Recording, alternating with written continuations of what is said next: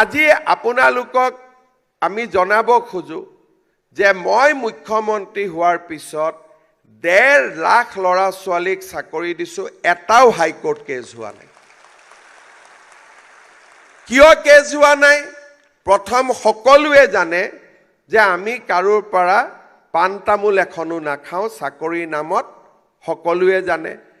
দ্বিতীয়তে আমি নিয়ম সম্পূৰ্ণৰূপে পালন কৰিম। তৃতীয়, যদি কোনোবাই কয় মই বহিখন চাব লাগে, নম্বৰ চাব লাগে, কাট অফ চাব লাগে, আমাৰ ক'তোৱে একো আপত্তি নাই। আমি ইমান স্বচ্ছতাৰ মাজেৰে পৰীক্ষা পাতিছোঁ যে আমি কোনেও কাকো চিনিও নাপাওঁ, জানিও নাপাওঁ। ইয়াত কোনোবা আমাৰ মন্ত্ৰী MLAৰ খুলখালিয়েক আছে নেকি ইয়াতে কোনোবা? কোনোতো নাই। তাৰমানে আমি কাকো চিনিয়ে নাপাওঁ। চাকৰি পোৱাৰ পিছত দুই এজনে মিটিঙত গ'লে দেউতাক মাকে কয় যে মোৰ ল'ৰাটোৱে চাকৰি পাইছে। কালি এজন মাক এগৰাকীক পাইছিলোঁ, মোৰ ল'ৰাই অহাকালি নিযুক্তি ল'বলৈ যাব বুলি কৈছে। তেনেকেহে চিনাকি, বাকী একো চিনিয়ে নাপাওঁ কাকো। কেতিয়াবা মনত বেয়াও লাগে যে সমষ্টিৰ এটা ল'ৰাকো চাকৰি দিব পৰা নাই, আমাৰ লগত লাগি থকা ল'ৰাবিলাককো দিব পৰা নাই। সব মন্ত্ৰী MLAৰ মাজে মাজে টেনশ্যনো থাকে। আমাৰ লগত যিবিলাক ল'ৰা এইকেইটা দিন আপোনালোকে দেখিছে বিজেপিৰ খুব ৱাল ৰাইটিং হৈ আছে। যিবিলাক ল'ৰাই ৱাল ৰাইটিং কৰে তেওঁলোকে আশা কৰে যে আমাক মন্ত্ৰী হ'লে, বিধায়ক হ'লে, পাৰ্টি আহিলে আমাক চাকৰিটো দিব। কিন্তু আমি তেওঁলোককো চাকৰি দিয়া নাই, কাৰণ আমি অসমৰ কাৰণে ভাল চিন্তা কৰিছোঁ। কিন্তু এতিয়া আমি কি কওঁ, জয় আই অসম কম, কিন্তু ধুবুৰীত পোষ্টিং পোৱাৰ লগে লগে কম মামা বহুত ঘৰৰ পৰা দূৰত হ'ল, কেতিয়া মোৰ ট্ৰেন্সফাৰ হ'ব? তাৰমানে তেওঁ জয় আই অসম নহয়, তেওঁ জয় আই ডিব্ৰুগড়, তেওঁ জয় আই শিৱসাগৰ, তেওঁ জয় আই গুৱাহাটী, তেওঁ জয় আই ধুবুৰী। মই চাকৰি দিয়াৰ পিছত আটাইতকৈ বেছি কষ্ট মোৰ হয়। দিয়ালৈকেতো চিনা জানা নাই। দিয়াৰ পিছত মই যদি DC অফিচত গ'লোঁ, SDC অফিচত গ'লোঁ, গ্ৰুপ পাৰি কয় মামা আমি ব্ৰহ্মপুত্ৰ ভেলীৰ মানুহ, ডিব্ৰুগড়ৰ মানুহ, শিলচৰত কেনেকৈ কাম কৰিম, আমাক ট্ৰেন্সফাৰ কৰি দিয়ক।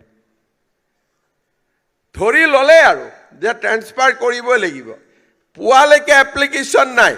এতিয়া য'ত মিটিঙত যাম দেউতাক মাকে ক'ব যে মোৰ ল'ৰাজনে অমুকত চাকৰি কৰি আছে, যেনে তেনে ট্ৰেন্সফাৰ কৰি আনি দিব লাগে। তো জয় আই অসমটোতো নোহোৱা হৈ গ'ল। তাৰমানে মানুহৰ মাজত দেখিলে জয় আই অসম বুলি ক'ব ভাল লাগে, কিন্তু যেতিয়া নিজৰ পেটটো আহি যায় তেতিয়া জয় আই অসমটো পিছ পৰি যায়। জয় আই মোৰ গাঁও হৈ গ'ল। হ'ব?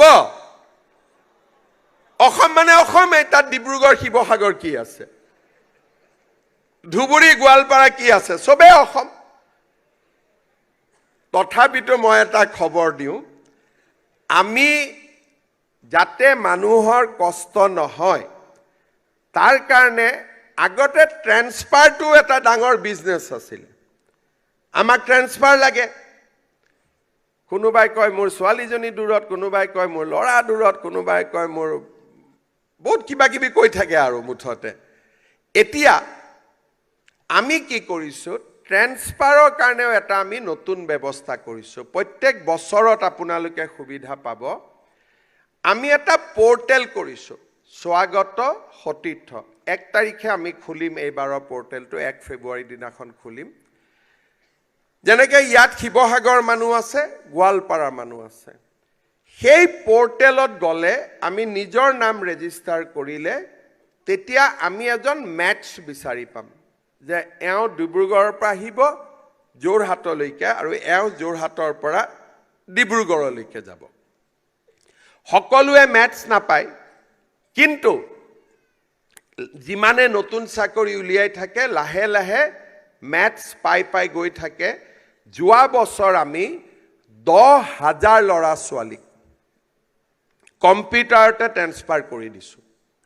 কোনো অফিচত আহিবলগীয়া হোৱা নাই। নিজৰ য'ত চাকৰি কৰে তাৰ পৰা পৰ্টেলত নাম দিছে। সিগনেও পৰ্টেলত নাম দিছে, মেচিনে নামটো মেটচ কৰি দিছে, মিউচুৱেল ট্ৰান্সফাৰ অৰ্ডাৰ ওলাই গৈছে। কেতিয়াবা 1-to-1 ট্ৰান্সফাৰ অৰ্ডাৰ হোৱা নাই, কিন্তু 3-4 জনৰ চেইন এটাত কামখিনি মিলি গৈছে। যোৱা বছৰ আমি 10,000 ল'ৰা ছোৱালীক আমি ট্ৰান্সফাৰ অৰ্ডাৰ কৰি দিছোঁ পৰ্টেলৰ জৰিয়তে। এইবাৰো বহুতকে আমি চেষ্টা কৰিছোঁ যে নিজৰ জিলাতে দিব, পাৰিলে নিজৰ ঘৰতে দিব পাৰিলেও ভাল আছিল, ইমানটো কৰিব পৰা নাই। তথাপিতো জিলাত অন্তত দিয়াৰ কাৰণে চেষ্টা কৰিছোঁ। কিন্তু 30% দুৰ্ভগীয়া থাকিব যোনে নাপাবগৈ। আজি পষ্টিং ওলোৱাৰ পিছত অলপ মনটো বেয়াও লাগিব যে মামাইটো ক'লে কিন্তু নোলালে দেখোন। তাৰমানে 30% মিলাব নোৱাৰি। তেওঁলোকে ভৱিষ্যতে আপোনালোকে কাকো অনুৰোধ নকৰিব, কাকো ৰিকুৱেষ্ট নকৰিব, কাৰণ মোৰ এইটোকে মই প্ৰচেষ্টা কৰি আছোঁ যে অসমত যাতে দালালি ছিষ্টেমটো নোহোৱা হৈ যায়। ইয়াক ট্ৰেন্সফাৰ কাৰণে ধৰিম, তাক ধৰিম। আমি পৰ্টেল বছৰত 2বাৰ খুলিব, স্বাগত সতীৰ্থ বুলি কয়। এই 2 বছৰ আমি যোৱা বছৰ মনি কোন মহিনা মে কিয়া থা? জুন মহিনা মে। এই বছৰ আমি জুনত কৰিলোঁ, ফেব্ৰুৱাৰীত আকৌ আমি পৰ্টেলটো খুলিম। 2 মাহ লাগে গোটেই কামখিনি কৰোঁতে। কিন্তু ট্ৰেন্সফাৰ অৰ্ডাৰখন আনিবৰ কাৰণে কোনো অফিচতে যাব নালাগে, নিজৰ লেপটপতে বা নিজৰ কম্পিউটাৰতে পাই যায়। ইমানবিলাক আমি সুবিধা লাহে লাহে কৰি আছোঁ যাতে আমাৰ মানুহখিনিৰ এটা ছেটিছফেকশ্যন হয়, কাম কৰি ভাল পায়। মোৰ ফালৰ পৰা মই জয় আই অসমটো কৰি আছোঁ, আপোনালোকৰ ফালৰ পৰাও জয় আই অসমটো আপোনালোকে কৰিব। ঠিক আছে? অফিচত আহিলে কোনো মানুহৰ পৰা পইচা নোখোজো, হ'বনে নাই? চবে হাত দাঙকচোন, কোন কোন হ'ব মই চাওঁ। ঠিক আছে। আৰু দৰিদ্ৰ দুখীয়া মানুহক আমি সদায় ভাল ব্যৱহাৰ কৰিম। কামটো নকৰিব পাৰোঁ, কিন্তু দৰিদ্ৰ দুখীয়া মানুহক আমি ভাল ব্যৱহাৰ কৰিম। মানুহে আটাইতকৈ বেয়া পায় এৰোগেন্সটো। বহুত আমাৰ অফিচাৰ কৰ্মচাৰী তেওঁলোকে অফিচটোৰ চকীখনত বহি থাকিলে ইমান বেছি এৰোগেন্ট হয়, কিন্তু আজি হ'ল কালি সময় পাৰে হৈ গ'ল, ৰিটায়াৰমেণ্ট আহিয়ে গ'ল। মানুহে বুজিয়ে নাপায় যে চিনেমাৰ দৰে ধাপ ধাপ ধাপ ধাপ সময় পাৰ হৈ যায়। একো বস্তুৱে পাৰ্মানেণ্ট নহয়, চব অস্থায়ী। সেইকাৰণে অস্থায়ী বস্তুক লৈ কোনো এৰোগেন্স দেখুৱাই লাভ নাই, স্থায়ী বস্তুক লৈ এৰোগেন্স দেখুৱালে বেলেগ কথা। যেতিয়া অস্থায়ী বস্তুক লৈ এৰোগেন্স দেখুৱাই কি লাভ হ'ব? আপোনালোকৰ কাৰণে আৰু এটা ভাল খবৰ, আপোনালোকে ইমান ধুনীয়া সময়ত চৰকাৰী চাকৰিত যোগদান কৰিছে যে আমাৰ নতুন পে কমিশ্যনো জানুৱাৰীত গঠন হৈ গৈছে। তাৰমানে আপোনালোকেও জইন কৰিছে আৰু ঘৰত লক্ষী গৰাকীও আহিবৰ কাৰণে ৰেডি হৈ গৈছে। গতিকে খুব ভাল সময়ত চৰকাৰী চাকৰি কৰিছে। কাৰ কাৰ বিয়া হোৱা নাই? হাত ডাঙক, দাঙি থাকক, তেতিয়াহে মই চাব পাৰিম। ঠিক আছে, থক। কাৰ কাৰ বিয়া হৈছে হাত ডাঙক। ঠিক আছে। যাৰ যাৰ বিয়া হোৱা নাই, আজি চাকৰিৰ পিছত তুৰন্ত উইদিন 1 year বিয়া পাতিব লাগে। ঠিক আছে? 1 বছৰতকৈ দেৰি কৰিব নালাগে। আমাৰ অসমীয়া ল'ৰা ছোৱালীবিলাকে বিয়া পাতোতে পাতোতে 30 বছৰ লগাই দিয়ে। ল'ৰা ছোৱালী ডাঙৰে নহয় চাকৰি ৰিটায়াৰমেণ্ট হোৱালৈকে। মই ঠিক কথা কৈছো নে না?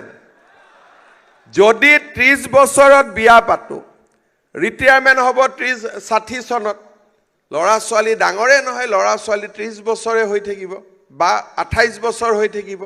28 বছৰীয়া ল'ৰা এজনক ৰিটায়াৰমেণ্টৰ সময়ত মোৰ ডাঙৰ ল'ৰাটোৰ বয়স হ'ব 28 বছৰ। আগতে ৰিটায়াৰমেণ্টৰ সময়তে আমাৰ দেউতাহঁতে বা আমাৰ বাকীসকলে নাতি দেখাই পাইছিল। আজি আমাৰ শক্তি বিভাগত বেচিকেলি APDCLত আমি 1329 গৰাকী প্ৰাৰ্থীক নিযুক্তি দিম। 1329 গৰাকী প্ৰাৰ্থীক ইয়াতে নিযুক্তি পত্ৰ দিয়াত অসুবিধা হ'ব সেই কাৰণে আপোনালোকে আমাৰ ৱেবছাইট আজি নাম পাব এপিডিচিএলৰ ৱেবছাইটৰ পৰা আপোনালোকে এপইণ্টমেণ্ট লেটাৰ কেইখন গধূলি ডাউনলোড কৰি ল'ব ঠিক আছে বিদ্যালয় শিক্ষা বিভাগতো আমাৰ বহুখিনি এপইণ্টমেণ্ট লেটাৰ আছে 1190 আছে আৰু জেনেৰেল এডমিনিষ্ট্ৰেটিভ ডিপাৰ্টমেণ্টত 257 আছে পাব্লিক হেল্থ ইঞ্জিনিয়াৰিং ডিপাৰ্টমেণ্টত 149 আছে এই চাৰিটা বিভাগৰ নিযুক্তিপ্ৰাপ্তসকলক ৰাতি টিভি স্ক্ৰীনত ৱেবছাইট নম্বৰটো পাব ৱেবছাইটটো পাব তাৰ পৰা ৰাতি আপোনালোকে এপইণ্টমেণ্ট লেটাৰখিনি ডাউনলোড কৰি ল'ব আনহাতে ফৰেষ্ট ডিপাৰ্টমেণ্ট পঞ্চায়ত ৰেভিনিউ পশুপালন agriculture PWD building fishery handloom textile irrigation skill higher education home টি&ডি sports corporation labour election industry INPR tourism food and civil supply administrative reforms housing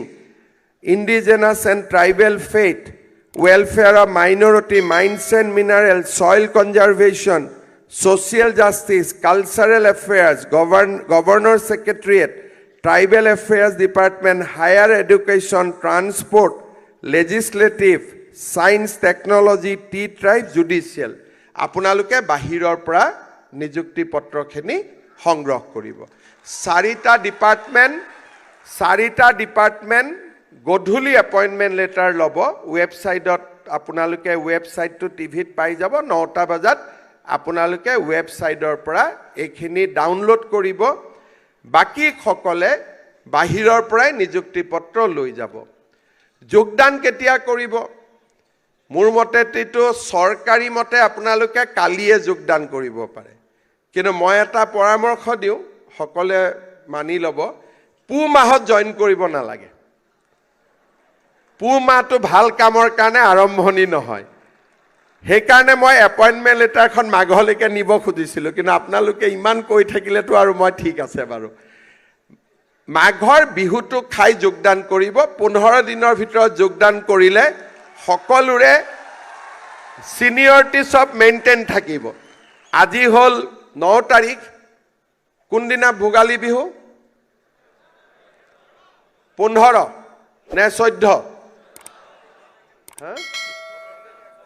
15 তাৰিখে 1 মাঘ গতিকে 15 তাৰিখ 1 মাঘ 16 তাৰিখে গৈ আপোনালোকে জয়েন কৰি ল'ব আৰু 15 দিনলৈকে জয়েনিঙত সিনিয়ৰিটি জুনিয়ৰিটি নাই যোনে যেতিয়া জয়েন কৰিলেও একেই সিনিয়ৰিটি জুনিয়ৰিটি থাকে ঠিক আছে আৰু এটা কথাৰ কাৰণে আপোনালোকক মই এই 4 দিন ৰখিব কৈছো গাঁৱত গৈ আপোনালোকক মই এটা দায়িত্ব দিছো আজিলৈকে কথাটো বেলেগ আছিল এইবাৰ যেতিয়া গাঁৱত যাব এপইণ্টমেণ্ট লেটাৰ লৈ যাব উঠি অহা ল'ৰা ছোৱালীখিনিক আপোনালোকে বুজাব যে পঢ়িলে এতিয়া আমি চাকৰি পাম আপোনালোকৰ মাজত মই খুদা নাই বহুতৰ হয়তো আজিৰ পৰা 5 বছৰ আগলৈকে চাকৰি চৰকাৰী চাকৰি পাম কোনেও ভাবাই নাছিল অসমৰ বাহিৰত কিবা কৰিছিল প্ৰাইভেট কোম্পানীত কৰি আছিল কোনে প্ৰাইভেটত কাম কৰি আছিল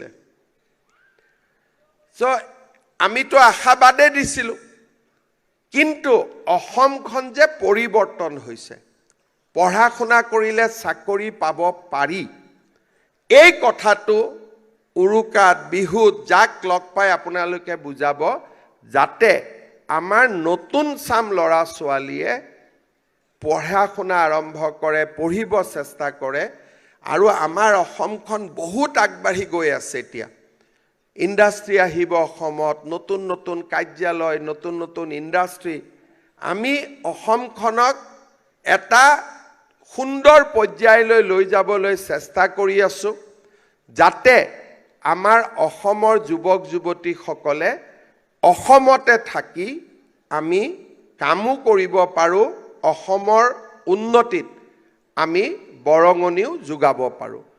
আপোনালোকে আপোনালোকৰ স্কুলৰ গাঁৱৰ ল'ৰা ছোৱালীক বুজাব যে পঢ়া শুনা কৰিব লাগে আৰু পঢ়া শুনাৰ কৰা ল'ৰা ছোৱালীয়ে 1 টকাও ঘোষ দিব নালাগে, কোনো কৰিব নালাগে, মাত্ৰ পঢ়ি শুনিয়ে আমাৰ অসমত চৰকাৰী চাকৰি পাব পাৰি। মই তাৰ উদাহৰণ।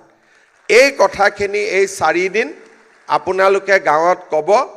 পুহ মাহটো মই ক'ব লাগে কাৰণে ক'লোঁ, কিন্তু মোৰ উদ্দেশ্য হ'ল 4-5 দিন, কাৰণ এবাৰ যেতিয়া ডিপাৰ্টমেণ্টত সোমাই যাব তাৰ পিছত কিবা এটা কৰিব দিগদাৰ, কাৰণ কাৰ্যালয়ত গ'লে আমাৰ ব্যক্তিত্বটোৱে সলনি হৈ যায়। আজি যেনেকৈ আমি ফূৰ্তি ফাৰ্তা কৰি আছোঁ, 16 তাৰিখে মোক দেখা পালে আপোনালোকে এনেকৈ কথা পাতিব নোৱাৰিব। ব্যক্তিত্বটো সলনি হৈ যায়, চৰকাৰৰ দায়িত্ব আহি পায়। যেনেকৈ পুলিচত ইউনিফৰ্ম পিন্ধা মানুহজন বেলেগ, ইউনিফৰ্ম নিপিন্ধা মানুহজন বেলেগ। কিন্তু এইকেইটা দিন আপোনালোকৰ হাতত আছে আৰু আমি আমাৰ ল'ৰা ছোৱালীক বুজাম যে পঢ়িব লাগে, পঢ়ি শুনিলে আমাৰ অসমত চৰকাৰী চাকৰি পাব পাৰে। দুটা সৰু সৰু উদাহৰণ। কাবাৰ পৰিয়ালত যদি অৰুণোদয় আছে, আপোনালোকে অৰুণোদয়টো এৰি দিব, কাৰণ চৰকাৰী চাকৰিয়ালৰ কাৰণে অৰুণোদয়টো আমি ল'ব নালাগে, আমাতকৈ দুখীয়াজনে পাওঁ। দ্বিতীয়তে, প্ৰথম দৰমহাটো পোৱাৰ পিছত খুব মনেদি চিন্তা কৰি দেউতা মাৰ কাৰণে 2টা উপহাৰ কিনিব লাগিব।